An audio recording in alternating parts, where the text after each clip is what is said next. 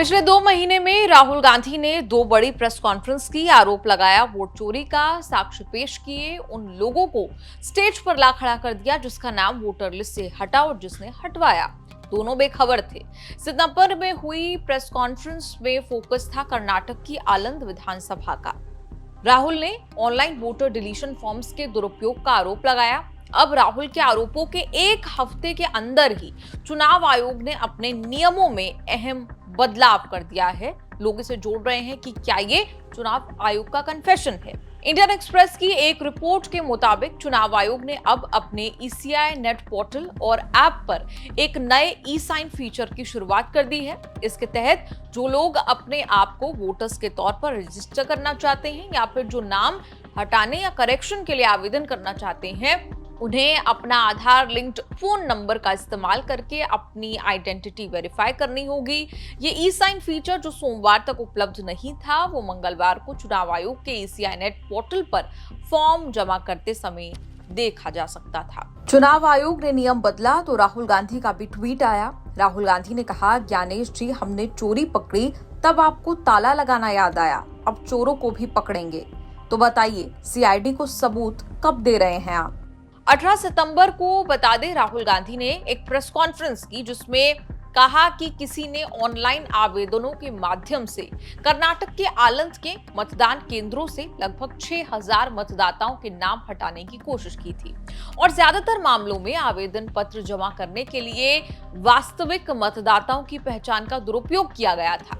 Form जमा करने के लिए ओटीपी प्राप्त करने के लिए इस्तेमाल किए गए फोन नंबर भी उन मतदाताओं के नहीं पाए गए जिनके नाम पर फॉर्म भरे गए थे। फरवरी 2023 में चुनाव आयोग ने आलंद के लिए नाम हटवाने के आवेदनों का सत्यापन किया और मामले में एक प्राथमिकी दर्ज की थी। आपको बता दें, ईसी ने अब जो फीचर इंट्रोड्यूस किया है, इससे पहले ये प्रक्रिया अलग तरीके से होती थी। पहले एप्लीकेंट्स अपने फोन नंबर को existing electors photo identity card यानी कि एपिक नंबर से जोड़कर चुनाव आयोग के ऐप और पोर्टल पर फॉर्म जमा कर सकते थे, बिना ये सत्यापित किए, वेरीफाई किए कि वो डिटेल्स असल में उनकी हैं या नहीं। मतलब ये कि अगर आप ईसीआई नेट पोर्टल पर फॉर्म 6, फॉर्म 7 या फॉर्म 8 फिल करेंगे तो आपके ई साइन रिक्वायरमेंट पूरी आपको करनी होगी। फॉर्म 6 नए मतदाताओं के रजिस्ट्रेशन के लिए होता है। फॉर्म 7 मौजूदा मतदाता सूची में नाम शामिल करने या हटाने के प्रस्ताव पर आपत्ति करने के लिए होता है। फॉर्म 8 करेक्शन ऑफ एंट्रीज के लिए होता है। इसका मतलब ये है कि पोर्टल आवेदक को ये सुनिश्चित करने के लिए चेतावनी देता है कि जिस मतदाता पहचान पत्र का वो आवेदन कर रहे हैं उसमें उनका नाम उनके आधार कार्ड पर दिए गए नाम के समान ही हो और वो जिस मोबाइल नंबर का इस्तेमाल कर रहे हैं वो भी आधार से जुड़ा। वहां डिलीशन और ऑब्जेक्शंस वाले फॉर्म 7 में कोई बदलाव नहीं किया गया है, जिसमें उस व्यक्ति के पूरे डिटेल शेयर करना जरूरी होता है जिसका नाम हटाया जाना है, जिस पर आपत्ति की जानी है।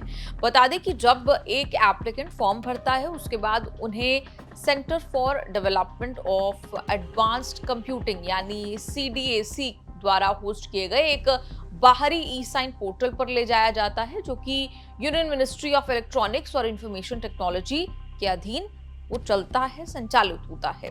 CDAC पोर्टल पर आवेदक को अपना आधार नंबर दर्ज करना होगा और फिर एक आधार OTP जनरेट होगा और जो उस आधार नंबर से जुड़े फोन नंबर पर भेजा जाता है। इसके बाद एप्लीकेंट को आधार बेस्ड ऑथेंटिकेशन के लिए सहमति देनी होगी और वेरिफिकेशन पूरा करना होगा। इसके पूरे होने के बाद आवेदक को फॉर्म जमा करने के लिए ईसीआई नेट पोर्टल पर फिर से भेजा जाता है। ई साइन सुविधा शुरू होने के साथ सूत्रों का कहना है कि आलंद में जो हुआ, कर्नाटक में जो हुआ, उसकी संभावना बहुत कम हो जाती है। इसे इंडियन एक्सप्रेस की रिपोर्ट में कहा गया है। राहुल गांधी ने आलंद को लेके जो उदाहरण दिए थे, वहां से साक्ष्य जुटाए थे, लोगों को लाकर स्टेज पर खड़ा कर दिया था प्रूफ के तौर पर, और अब ये कहा जा रहा है कि ई साइन फीचर जो है, क्या ये चुनाव आयोग का करेक्टिव मेजर है? क्या चुनाव आयोग ये मान रहा है कि कुछ गलती हुई, इस वजह से ई साइन फीचर जो है वो राहुल गांधी की प्रेस कॉन्फ्रेंस के एक हफ्ते के अंदर ही लाया गया है। आपका इस रिपोर्ट पर क्या कुछ कहना है? कमेंट्स में लिखकर अपनी राय जरूर दें।